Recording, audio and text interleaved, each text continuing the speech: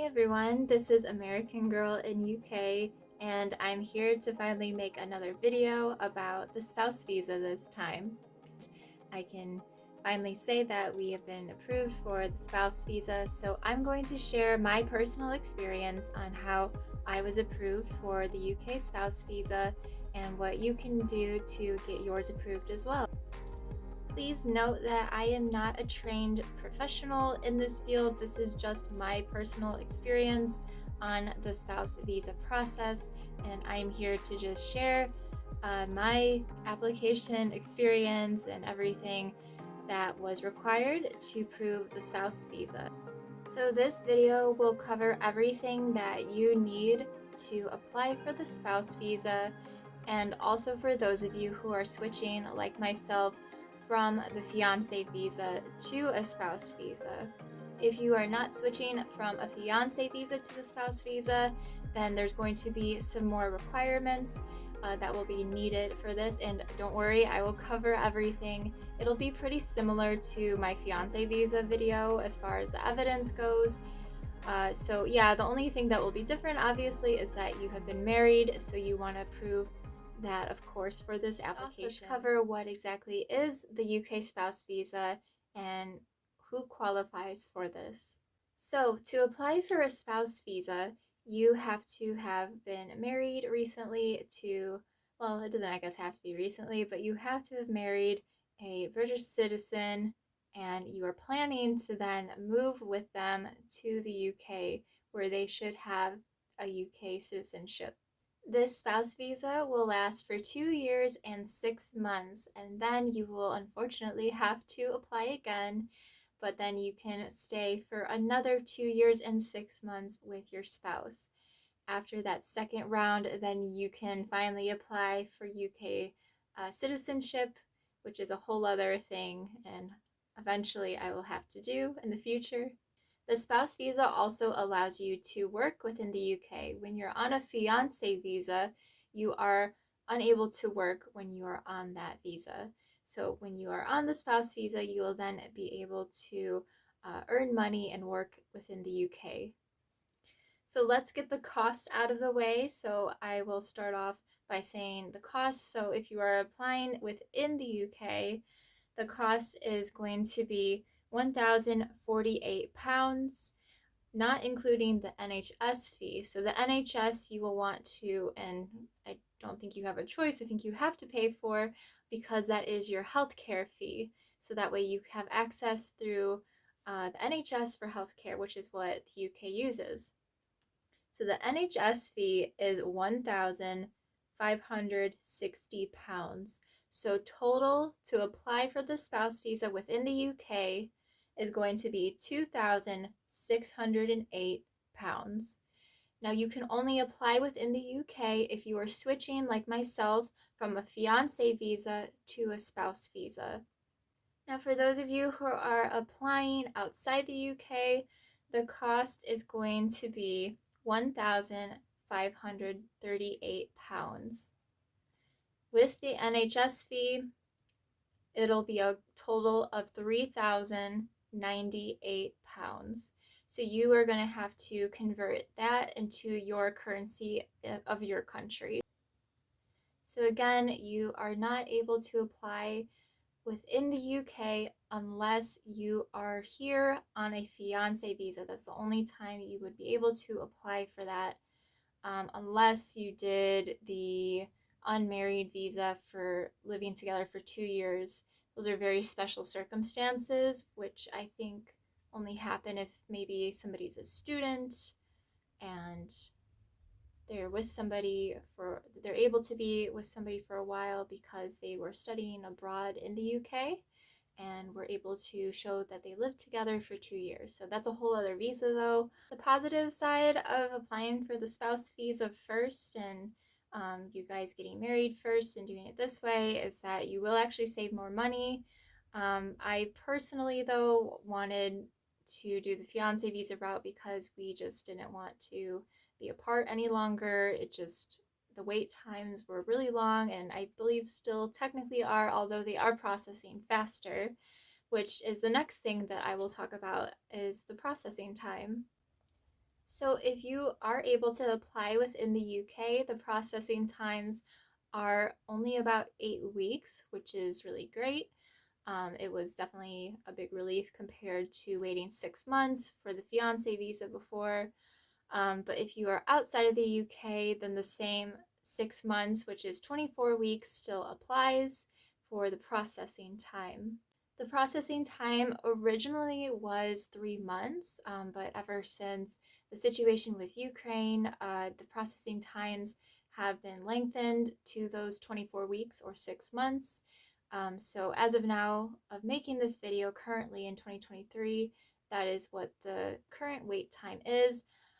But I have luckily heard feedback from people telling me that they have been receiving their fiance or spouse visa even within a couple of months. So it seems that people aren't waiting that full 6 months anymore. So fingers crossed that it won't take that long. Mine did, unfortunately, as many others did last year in 2022. But it seems that they are moving faster with processing those now.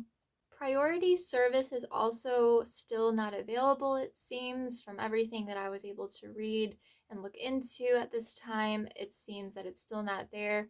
When you do apply though, see if it is available, if you would like to pay the extra money to get it processed faster. It normally, I believe, was about £500 to get a faster decision within, I think it was 4 weeks, or it might have been 2 months actually. I think it was about 8 weeks to get a faster decision from outside of the UK. But it seems that this time is not available, but maybe at the time of you watching this video, it actually might become available again. If you are applying within the UK, you do get an option for the super priority service. For some reason, the regular priority service is not available, but the super priority, which is more expensive, it's £800. You can apply for that within the UK and get a 24-hour decision. So that is also really nice if you're able to afford that. So you can get a very quick decision by the next day. And this again would be after your biometric appointment. So all processing and waiting times start after your biometric appointment. You will be prompted to book your biometric appointment after you complete the application. So don't worry, you will see that there when you are finished filling out the application. Okay, so let's go over all the evidence and basically everything you need to submit to apply for the spouse visa. I got my cup of tea with me, so grab a notebook if you want to take some notes while you're watching this, or feel free to save this for later. It will be a lot of information, but I wrote everything down so I can hopefully give you guys the best information possible on everything you need, because unfortunately the checklist that they provide does not give you the full extent of everything that you need to submit as your evidence. So first things first, you are going to have to submit a photocopy of your passport. You also are going to need to include your husband's passport as well. Sorry if I said husband before, I'm just used to saying that, referring to my husband, but your spouse is what I meant to say. If you are applying outside of the UK, you will have to send in your actual physical passport through the mail to the UK processing center. Now you can also pay a fee to keep your passport. I'm not sure what exactly that charge is to keep your passport, but there is an option there if you would like to do that, if maybe you have to travel for work or something, or you have some sort of trip planned. You will have to pay to keep your passport instead of sending it to them. You will then, though, have to send them your passport when they have made their decision on your application. So once they contact you for that, you will have to send it in by then. Also, if English is not your main spoken language or your first language, you will have to take the English requirement test. You'll have to look up more information on that online, as I don't know a ton of information about that, but I do know that is something you will have to do to prove that you can understand a certain amount of English before applying to move to the UK on the UK spouse visa. If you are already, though, in the UK on a fiance visa, I don't believe you have to retake that English language test. So this is just for those people who are first applying for the spouse visa who haven't done the fiance visa. Please do double check that, though. Make sure you look that up on the gov.uk website if that is something that maybe is required for you to take again before you can apply for the spouse visa. So just always good to double check. Just like the fiance visa, one of the most important things to include in your evidence is the evidence of the financial and income evidence. So your spouse is your sponsor for the UK, so they will ask for your sponsor to provide this financial evidence. The minimum financial requirement is $18,600 per year. If your spouse does not make this amount of money, there is a savings option. You will have to look into what that exact amount is, though. I know it's a pretty large amount that you have to have saved to be able to qualify for this. If you have children too, this will also factor into it, as you will need to have more money for showing that you have dependents that you will have to also be able to provide for. Again, check the gov.uk page for more information under the family visas section, which will tell you more about the financial requirement if you are in a situation where they don't make $18,600 per year, or if you have dependents or children. So your spouse is going to need to have their contract from their employer, so where they currently work, that will need to be submitted to the self-upload area. So all this is going to be put into the self-upload area unless you have booked to do this all in person at a visa center. Only certain cities have the visa processing center will actually do this in person. Otherwise, this will all be uploaded online and it will come up after the application. So I should have said that first, but just want to make sure I let you guys know. So your spouse is going to need to have their contract of employment, so where they currently work, along with their contract proving where they work. They also are going to need to show 6 months worth of bank statements and also their pay slips. So two separate things. So 6 months for each of those. So they both need to line up with each month. So you can't have a pay slip from December but not have a bank statement from December as well. So those all need to be 6 months worth of bank statements and pay slip. At the time, my husband, when we were applying for the fiance visa, they had contacted us to show the funds actually being deposited into his account because for some reason the bank statements weren't, I guess, good enough to show that it was actually being deposited into his bank account. So what I recommend other people do as well is take screenshots if your bank statement doesn't show it directly being put into your bank, to take screenshots of the actual money being deposited. So you know how it'll show your other statements there? You can even highlight, that's what I did. I highlighted exactly his work bank statement, his pay going into his account, so that they could see that it clearly was going in there. Again, I'm not really sure why, or if it was just because the bank statement wasn't clear enough with showing the funds being deposited directly into his bank account. It might depend on the bank that they use, so who knows, but I think it doesn't hurt to just take a screenshot of the bank statements in the bank account, have them send it over to you so that you can also include that in your evidence, so you can save yourself a phone call from having to upload more information and waiting longer for a decision.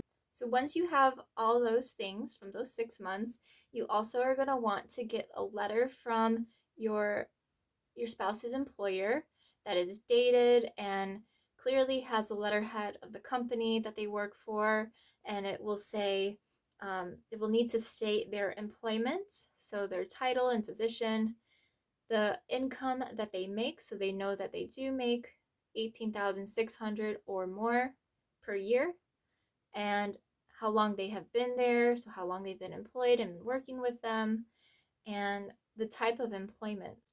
They can also provide a very brief character reference if you would like in this, but it is not necessary.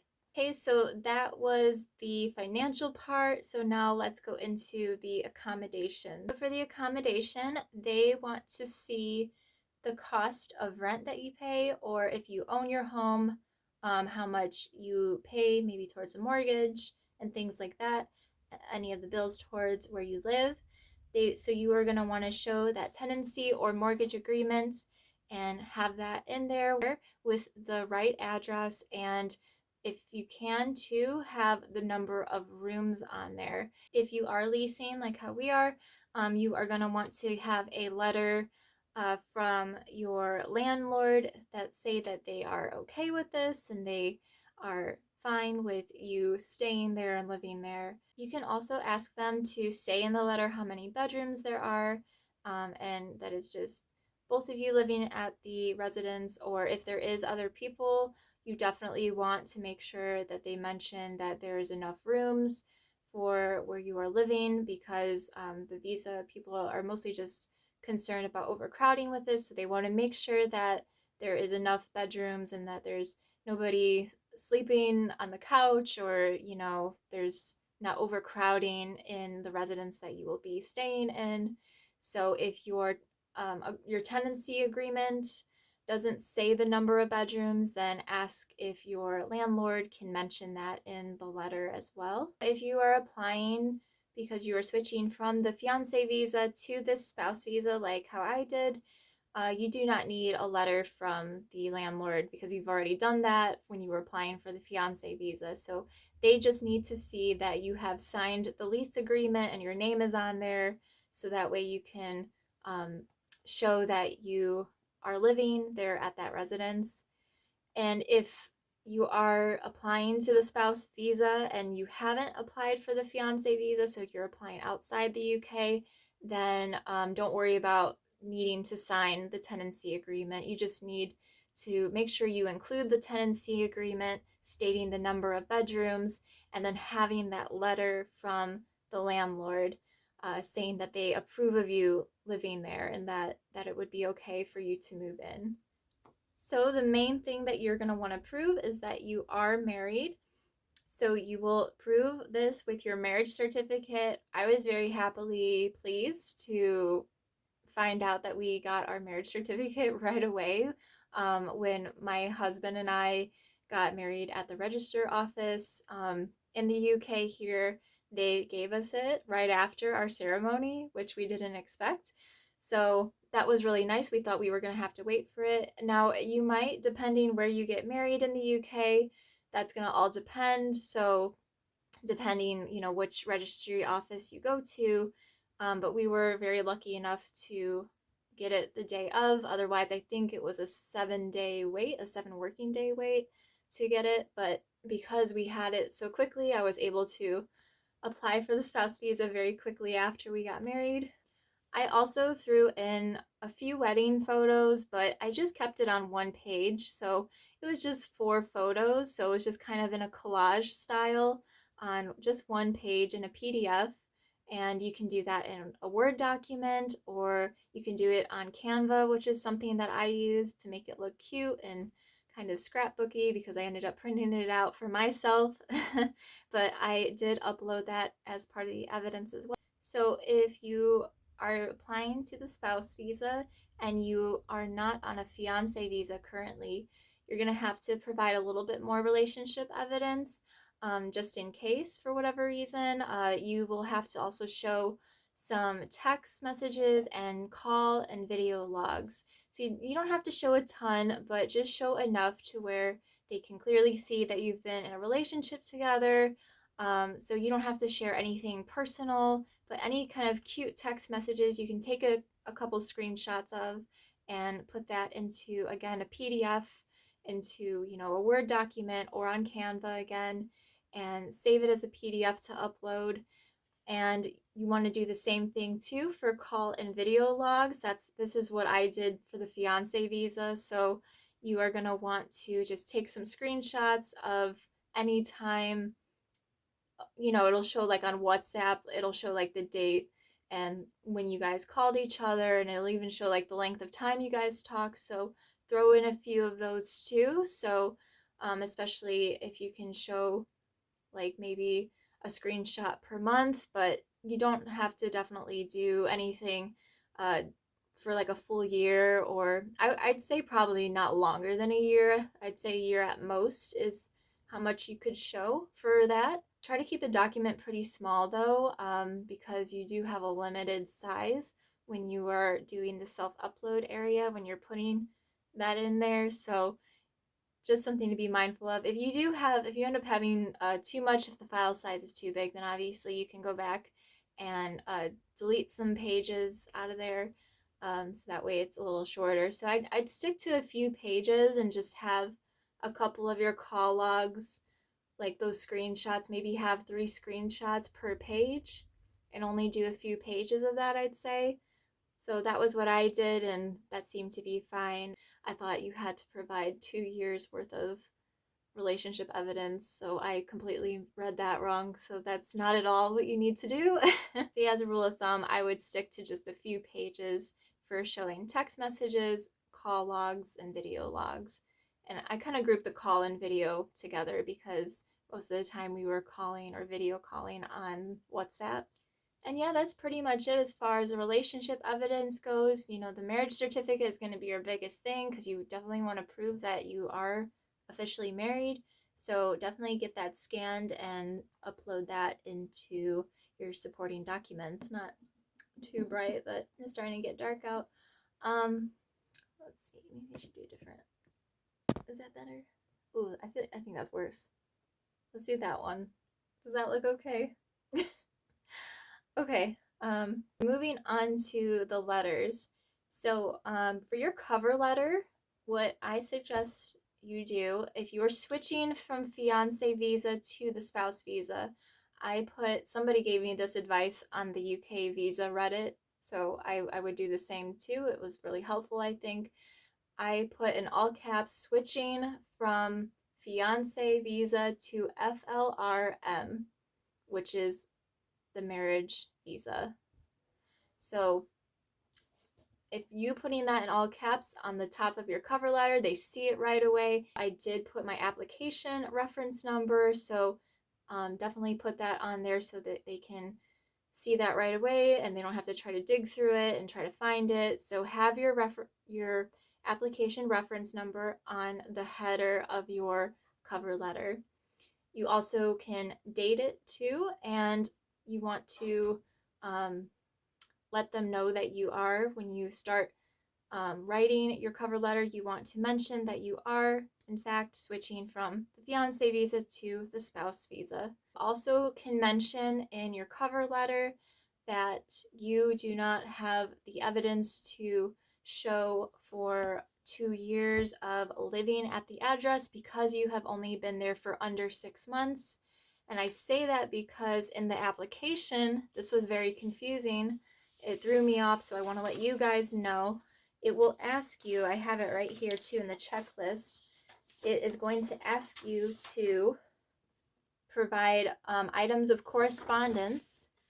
So it's going to ask you for all of this, and you look at this will be online on the application. You're going to look at this and be like, what is this? I don't have all this. So let them know in your cover letter. So just, they'll probably figure it out, but I think it's just best to cover your bases. Let them know that you've only been there on the fiance visa for under 6 months, so there's obviously no way you can show that you can't have that many letters of correspondence because you aren't allowed to get, any type of work or a bank account even, so there's no way you can really prove that. The reason why that it's in the application is because that is for the people who are applying for the unmarried visa that I mentioned earlier very briefly. So that's only going to apply to them, or for people who are applying for their second time for this spouse visa. So the next time you apply for the spouse visa, you will have to show those letters of correspondence. So it's, yeah, it's like you need 6 different things. So I'll have to I can't even try to wrap my brain around it right now, but that is something you'll have to do in the future when you apply again for the spouse visa. Now, if you are applying from outside of the UK for the spouse visa, obviously in your cover letter, then you are going to just briefly mention that you're applying from outside of the UK, so there's no way for you definitely cannot show any letters of correspondence because you're not living there yet. So, but you can say something like that you will be able to provide that once you apply again in the future after living there with your spouse. But yeah, I just wanted to give you guys a heads up about that though. If that is very confusing, it threw me off, and I'm sure it's thrown other people off when they're applying on the online application for this. When they see that, then so that way you don't panic and think that you somehow have to get these like letters of correspondence with your name on it. So for those of you switching from fiance visa to the spouse visa, this is not going to apply to you. So for this part, you will need to show supporting letters. So you want to have letters from family and friends, just basically in support of your relationship. These could be the people who were at your wedding too. Not everybody, but just a couple supporting letters is good enough just to say that they support your marriage, your relationship. So you can include this also in your evidence here for the supporting letters. This can also include a letter from your spouse, of course, too, and they can just briefly summarize your guys' relationship, just you meeting, getting engaged, and then getting married, and now how you intend to both live together in the UK permanently. Something else I want to point out with the online application, when I was applying, there was something new, I think is new, that was added, because I think this was also put into the fiance visa from what I've heard from other people. Because again, they kind of group this application, the family visa, all in one when it has to do with the relationships. It's just kind of all grouped into one, so it's not really separated. So that's why you kind of get these, you will get some questions that will be kind of confusing, but just keep in mind that they are seeing it as a general family visa application for both fiance, spouse, and the unmarried partner visa. So unfortunately, the questions aren't going to be specific to each visa. Not all of them will be.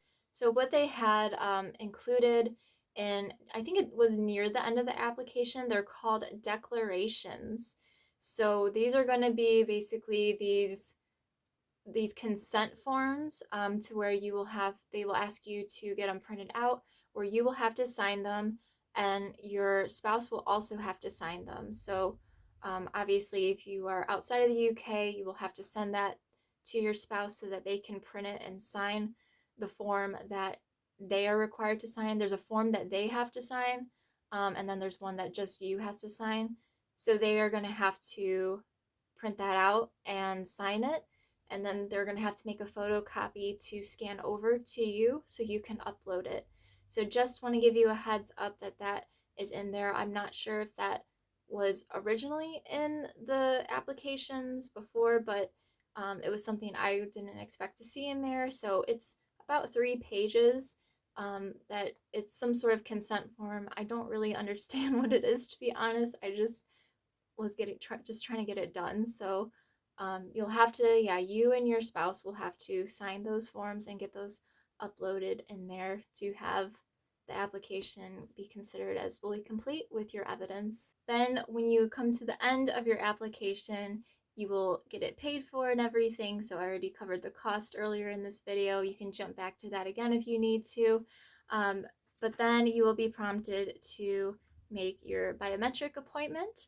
So you will have, from the time that you have paid and applied until your biometric appointment, to get all that evidence I just covered uploaded into the self-upload area. So you don't necessarily have to have everything ready right when you apply, but you probably should. You will have some space though, because most biometric appointments can be as little as a week to more until you can find the next one.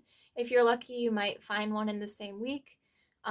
So then you definitely want to make sure you have all your evidence ready to be uploaded into the self-upload area. But like I said earlier, your waiting time won't start technically until your actual biometric appointment, and then you can count down the days for your visa processing time.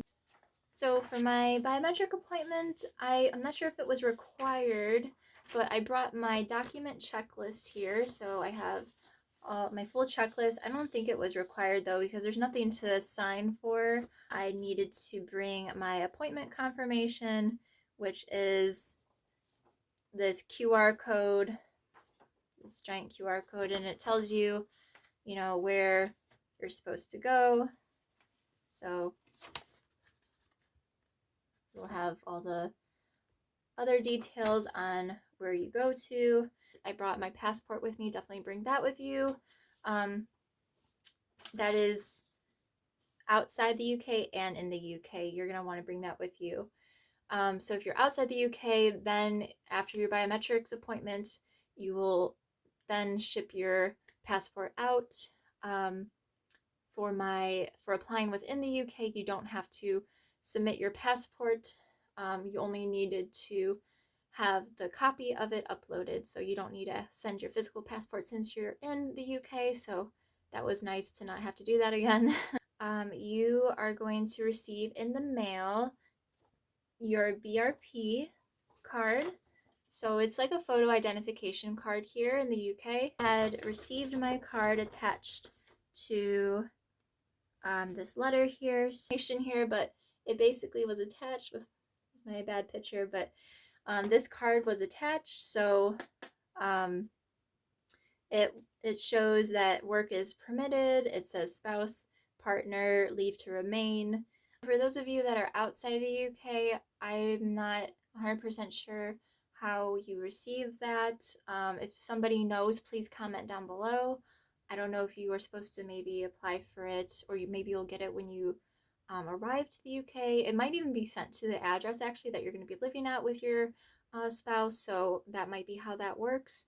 But again, I'm not 100% sure, so if somebody knows, please comment below, or you can always check out online by trying to research. I recommend the UK Visa Reddit, honestly. I think that has a lot of good information on there. So, but for the people who are applying outside of the UK, I know for sure that you will receive your passport back once the decision has been made, and your visa will be stamped in the back of your passport. So that is what happened with me with my fiance visa. That is what will happen in your situation with being outside of the UK.